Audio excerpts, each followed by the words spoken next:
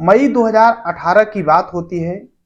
एक बेहद खूबसूरत लड़की एक आश्रम में एक बाबा के पास जाती है और बोलती है कि बाबा, मैंने सुना है कि आप सभी की मन्नतें पूरी कर देते हैं। जो व्यक्ति, चाहे महिला हो या पुरुष, अपने मन में जो भी इच्छा लेकर आता है आप पूरी कर देते हैं। मेरी इच्छा ये है कि मैं अपने क्लास में हमेशा टॉप आऊं और आगे चल करके मेरी नौकरी लग जाए। बाबा बोलते हैं कि ठीक है, तुम्हें एक मंत्र का जाप करना होगा और वो मंत्र तुम्हें जैसे ही मिल जाता है तुम जो चाहोगी वो कर सकती हो। वो लड़की बेहद खुश होती है और बोलती है कि बाबा, हमें इसके लिए करना क्या होगा। वो तांत्रिक बाबा बताते हैं कि तुम्हें कल शाम को 8 बजे मेरे यहीं दरबार में आना होगा। उसके बाद जब मैं मंत्र दूंगा तो तुम जो चाहोगी वो कर सकती हो। उसके बाद दूसरे दिन वो लड़की फौरन शाम के 8 बजते हैं और बाबा के दरबार में पहुंच जाती है। तभी बाबा का एक आदमी होता है, बोलता है कि देखो, बगल में एक कुटिया है, वहां पर चली जाओ और कुछ ही देर में बाबा वहां पर पहुंचेंगे और तुम्हें मंत्र देंगे। और वो लड़की उस कुटिया एकांत में पहुंच जाती है। उसके बाद वो तांत्रिक जो बाबा होते हैं उस लड़की के पास पहुंचते हैं। उसके बाद एक मंत्र देते हैं और जो मंत्र देते हैं कि कुछ ऐसा होता है कि मई 2018 में पूरी सोशल मीडिया पे तेजी से वायरल होने लगता है उस बाबा का नाम। और जैसे ही वायरल होता है, उस बीच 2018 से मई 2024 के बीच में कुछ ऐसा होता है कि मई 2024 लगभग 9 मई 2024 को ये बाबा फिर से सोशल मीडिया पे तेजी से वायरल होने लगते हैं। आखिर ये जो बाबा जी हैं, इनके जीवन में ऐसा क्या हुआ था और लोगों की जो समस्याएं हैं कैसे दूर किया करते थे, इनकी पूरी जर्नी इस वीडियो में बताऊंगा। और ये बात करूंगा कि जो बाबा जी हैं इन्होंने ऐसा क्या किया था कि सोशल मीडिया पे वायरल होने लग गए थे। पूरी कहानी इस वीडियो में, बस लास्ट तक बने रहो और देखते रहो। नमस्कार दोस्तों, मैं विजय शंकर पाल। इस वीडियो को लाइक करना, चैनल को सब्सक्राइब करना। रोजाना शाम को 7 बजे हमारी एक नई वीडियो आती है, तो चैनल को सब्सक्राइब करके बेल आइकन को जरूर दबा लेना। बाकी आप लोग कहाँ से हमारी वीडियो देखते हैं कमेंट जरूर किया करिए, नेक्स्ट वीडियो में आप सभी का नाम जरूर लूंगा। तो चलिए स्टार्ट करता हूँ। आज की जो सच्ची घटना सुनाने जा रहा हूँ ये है हरियाणा में फतेहाबाद एक शहर लगता है, यहीं पर टोहाना थाना लगता है। यहीं की पूरी कहानी है। लेकिन इस कहानी की शुरुआत पंजाब के मानसा में होती है। एक व्यक्ति होते हैं जिनका नाम अमरपुर होता है। अमरपुर का जो जन्म है ये मानसा के पंजाब में होता है, पंजाब के मानसा में होता है। और जन्म से ही ये लड़का थोड़ा होशियार टाइप में होता है। और जैसे टाइम बीत रहा होता है, जो अमरपुर होते हैं ये 18 साल की जब एज हो जाती है इनकी, तो ये सोचते हैं कि क्यों ना कमाने के लिए कहीं बाहर चला जाए और कुछ पैसे कमाया जाए। घर पे भी रह करके थोड़ा बहुत कमाते थे, मजदूरी किया करते थे, लेकिन उन्हें लगता है कि क्यों ना हम बाहर चलें और कहीं अच्छा जगह अच्छा पैसा कमाया जाए। वो हरियाणा के फतेहाबाद के टोहाना थाने में पहुंचते हैं, थाने के अंतर्गत, टोहाना थाने के अंतर्गत। और वहीं पर एक ठेला लेते हैं, ठेला खरीदते हैं और उसी ठेले पर जलेबी बेचने का काम किया करते हैं। अब जो लोग आते हैं गरम गरम जलेबी बाकायदे काटते हैं और लोगों को खिलाया करते हैं। और जैसे ही लोग, कुछ लोग कंपनियों में काम करते हैं अलग अलग जगहों पे, और शाम को जलेबी खाने, गरम गरम जलेबी खाने अमरपुर के ठेले पर पहुंच जाया करते हैं। अब धीरे धीरे लोग वहां पर उसके यहाँ जलेबी खाने लगते हैं और धीरे धीरे उसकी जो जलेबी है प्रसिद्ध होने लगती है। शाम के टाइम में तो इतनी भीड़ लग जाती थी कि नंबर लगाना पड़ता था जलेबी खाने के लिए, क्योंकि जलेबी भी अच्छी बनती थी। धीरे धीरे करके टाइम बीतने लगता है। जो अमरपुर हैं ये अब छोटी सी एक अपनी दुकान खोल लेते हैं और वहां पर जलेबी बाकायदे बेचने लगते हैं। अब भारी संख्या में कुछ लोगों को भी रख लेते हैं अपने काम पे और अच्छे से चलने लगता है। तभी थोड़ा टाइम बीतता है और जो अमरपुर होते हैं, 2000 की बात होती है। इनकी पत्नी जो है इस दुनिया को छोड़कर चली जाती है। ये अपने पत्नी के गम में दुकान बंद करके अपने गांव चले आते हैं, पंजाब के मानसा में। और जब गांव चले आते हैं तो अपने पत्नी का बाकायदे संस्कार करने के बाद इनके आगे पीछे और कोई नहीं होता है। अब ये जो हैं ये तांत्रिक का काम करने लगते हैं, सीखने लगते हैं। जो तांत्रिक लोग होते हैं उनके साथ रहना, उठना बैठना होने लगता है। यानी तंत्र मंत्र में इनका रुझान तेजी से बढ़ने लगता है। अब धीरे धीरे ये काफी चीजें तंत्र मंत्र के बारे में सीख लेते हैं, लोगों को कैसे बस में करना है, कैसे किसी के दुख को दूर करना है, कैसे किसी के बारे में जानना है कि आखिर वो कैसे क्या करता है, कहाँ का है, मतलब काफी चीजें सीख लेते हैं। अब ये बाबा बन जाते हैं। धीरे धीरे 2 साल बीत जाते हैं, 2000 के पहले की बात होती है और सन 2000 में फिर से यही टोहाना थाने में पहुंचते हैं। इस बार जलेबी वाले नहीं बल्कि ये बाबा जी बन करके जाते हैं और इस बार लोगों को नाम बताते हैं अपना, अमरपुरी नागा साधु। और लोग बैठते हैं वहां पे तो लोगों की जो समस्याएं हैं दूर करते हैं। कोई भी व्यक्ति जाता है उनके पास, उनकी उस व्यक्ति की परेशानी बता दिया करते हैं कि तुम क्या सोचते हो, तुम्हारे पास क्या परेशानी है। और जब वो बाबा बता दिया करता था तो लोग उसके अंधभक्त बन जाया करते थे। ऐसे ही टाइम बीतता रहता है, लोग उनको पैसे भी चढ़ाते। अब ये जो अमरपुरी नागा साधु हैं, ये धीरे धीरे अपना आश्रम बना लेते हैं और अब लोगों का जो दुख दर्द होता है उसको निपटारा करने का काम करते हैं। धीरे धीरे भारी संख्या में लोग इकट्ठा होने लगते हैं। अब कुछ लोग जानने लगे कि अरे ये तो वही है जो पहले जलेबी बेचने का काम किया करता था 2 साल पहले। तो अब जैसे कुछ लोग ये जान गए कि ये जलेबी बेचने वाला ही है, लेकिन जिन लोगों की समस्याएं दूर होती थी, जैसे किसी को बच्चा नहीं पैदा हो रहा है, उनके आश्रम में जाते हैं तो बच्चा भी पैदा हो जाता है, तो लोग विश्वास करने लगते हैं। तो इनका नाम जो लोग हैं वो जलेबी बाबा रख देते हैं। अब ये जलेबी बाबा के नाम से प्रसिद्ध होने लगते हैं, नाम भी कुछ अटपटा हो जाता है तो तेजी से इनका नाम जलेबी बाबा के नाम से प्रसिद्ध होने लगता है। अब धीरे धीरे 2002 से करीब ये सब होता है, 2000 सन 2000 से, और अलग अलग प्रदेशों में इनका जो आश्रम है फैलने लगता है, अलग अलग जिलों में, प्रदेशों में। अब ये अलग अलग आश्रम में जाया करते थे, दिन अपना रख देते थे कि इस दिन बाबा जी इस आश्रम में मिलेंगे, इस दिन इस आश्रम में। और मतलब लाखों की संख्या में भीड़ उन्हें देखने के लिए अब इकट्ठा होने लगती है। सोशल मीडिया पे इनके अलग अलग अकाउंट बन जाते हैं, लोग भी फॉलोअर भी बढ़ने लगते हैं, लोग इन्हें फॉलो करने लगते हैं, लोग इन्हें बाबा जी के नाम से पूजने लगते हैं, मानने लगते हैं। धीरे धीरे टाइम बीत रहा होता है। अब फरवरी 2017 की बात होती है। एक महिला टोहाना पुलिस स्टेशन पहुंचती है और बोलती है कि साहब, ये जो बाबा है, जलेबी बाबा नाम है, इन्होंने मेरे साथ गलत काम किया है, मेरे साथ शारीरिक संबंध बनाया है, कुछ मंत्र पढ़ दिए, मुझे कुछ समझ में नहीं आया और एक झोपड़ी में ले गए, मेरे साथ गलत काम किए हैं। और जैसे ही पुलिस वाले इस तरीके की बात सुनते हैं, जलेबी बाबा को फौरन गिरफ्तार कर लेती है पुलिस और इन्हें जेल भेज दिया जाता है। अब ये चीज की मतलब इस महिला के साथ, महिला थाने में जाकर बोली थी कि साहब, जलेबी बाबा ने मेरी अश्लील वीडियो भी बना ली है, मुझे ब्लैकमेल कर रहे हैं। तो पुलिस जब जेल भेज देती है, अब जो कोर्ट है वहां पे सुनवाई होता है।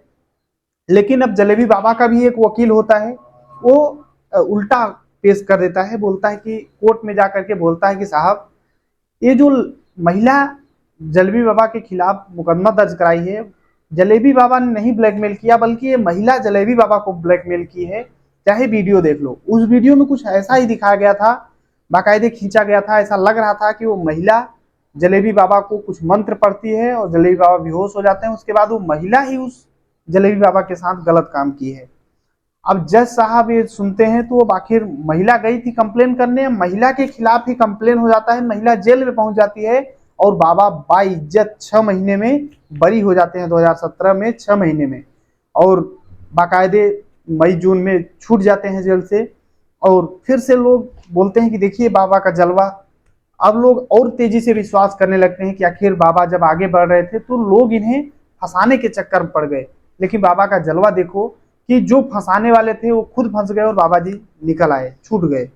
अब और तेजी से इनके जो फॉलोअर हैं बढ़ने लगते हैं, लोग मानने वाले बढ़ने लगते हैं। अब भारी संख्या में लोग आते, कई लोगों की मन्नतें पूरी होती थी, कई लोगों की नहीं पूरी होती थी। किसी के मन में बहुत सारी मनोकामनाएं होती थी, बाबा के पास लेकर जाते थे और जो बाबा जी हैं वो मनोकामनाओं को पूरी किया करते थे। अब धीरे धीरे बाबा का जो नाम और शोहरत तेजी से जब बढ़ने लगता है तो 2018 की बात होती है। एक लड़की होती है जिसकी उम्र 16 साल होती है, वो देखने में बेहद खूबसूरत होती है और बाबा के पास जाती है, बोलती है बाबा, मैंने आपके चमत्कारों को सुना है, देखा है, आप वाकई में चमत्कारी पुरुष हो। मैं आपसे एक आशीर्वाद लेना चाहती हूँ कि मैं कभी अपने पढ़ाई में फेल न हूँ, मैं हमेशा टॉप करूँ और आगे चल करके मुझे एक अच्छी सी मनपसंद की नौकरी मिल जाए। बाबा जी बोलते हैं कि ठीक है, इसके लिए तुम्हें एक मंत्र की जरूरत पड़ेगी। उस मंत्र के लिए तुम्हें कल शाम को 8 बजे आना होगा मेरे पास। लड़की बोलती है ठीक है, घर पे अपने जाती है और वो सोचती रहती है कि कितना जल्दी शाम को 8 बजे और मैं बाबा के पास जाऊं। और शाम के 8 बज जाते हैं और फाइनली वो लड़की बाबा के दरबार में पहुंचती है और बोलती है कि मैं आ गई जो कल वह बोली थी। बाबा का एक व्यक्ति होता है, बोलता है कि पीछे एक झोपड़ी है वहां पर चली जाओ, अभी बाबा कुछ ही देर में वहां पर जाएंगे और तुम्हें मंत्र दे देंगे। वो लड़की पीछे वाली झोपड़ी में चली जाती है। कुछ ही देर बाद बाबा जब वहां पर पहुंचते हैं तो लड़की देख करके बहुत खुश होती है। अब जैसे ही बाबा पहुंचते हैं तो बाबा जी अंदर से जो सुटनी है बंद कर लेते हैं। लेकिन ये जो बच्ची है 16 साल की, इसे बिल्कुल भी डाउट नहीं लगता है। इसे लगता है कि बाबा जी अब मेरी सुन लिए हैं। जहाँ की लाखों की संख्या में भीड़ लगती है और बाबा जी किसी का नहीं सुन पाते हैं, मुझे तो पर्सनल बैठा करके मेरी समस्या हल कर रहे हैं। अब वो लड़की बाकायदे बाबा जी के सामने बैठी थी। बाबा जी बोलते हैं कि कुछ नहीं, तुम्हें आंख बंद करके कुछ मंत्र का जाप करना होगा। लड़की आंख बंद कर लेती है, बाबा जी कुछ मंत्र पढ़ते हैं, उसके बाद कुछ ऐसी चीजें उसके पास सुहा देते हैं कि वो लड़की बेहोश हो जाती है। उसके बाद वो बाबा जी उस लड़की के साथ गलत काम करते हैं, शारीरिक संबंध बनाते हैं और बाकायदे एक वीडियो भी बना लेते हैं उस लड़की के साथ गलत काम करते हुए। और मतलब काफी उस दिन पूरी रात उस लड़की के साथ बाबा जी जब बिताते हैं। सुबह होता है, वो लड़की उठती है और देखती है कि उसके शरीर पर एक भी कपड़े नहीं है। वो बाबा जी से बोलती है कि बाबा जी ये क्या हो गया मेरे साथ। बाबा जी बोलते हैं कुछ नहीं, बस तुम्हें इतना ही बोलना है कि जो कुछ भी हुआ है उसका जिम्मेदार मैं हूँ, कोई और नहीं, बाबा जी नहीं है। लड़की बोलती है कि साहब आपने तो मेरा आबरू ही लूट लिया है, आखिर मैं कहाँ मुंह दिखाऊंगी। बाबा जी बोलते हैं कि देखो ये वीडियो है।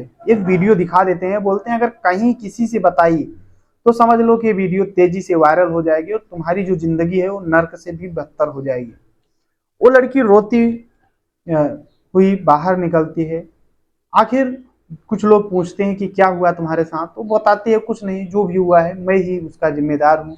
और वो लड़की थोड़ा समझती है और टोहना पुलिस स्टेशन पहुंच जाती है। और जब वहां पर पहुंचती है तो पुलिस वालों से रोते हुए पूरी दास्तां बताती है कि मैंने बहुत खुश होकर के उनके पास गई थी, लेकिन मेरे साथ कुछ इस तरीके से हो गया है, मैं क्या करूं। पुलिस वाले उस लड़की को समझाते हैं और फिर सोचते हैं कि पिछली बार भी मैंने एक महिला का मुकदमा दर्ज किया था, लेकिन उल्टा उस महिला को ही जेल हो गया है, आखिर मैं क्या करूं। पुलिस वाले अब सोचते हैं कि मुझे कुछ और सबूत इकट्ठा करना होगा।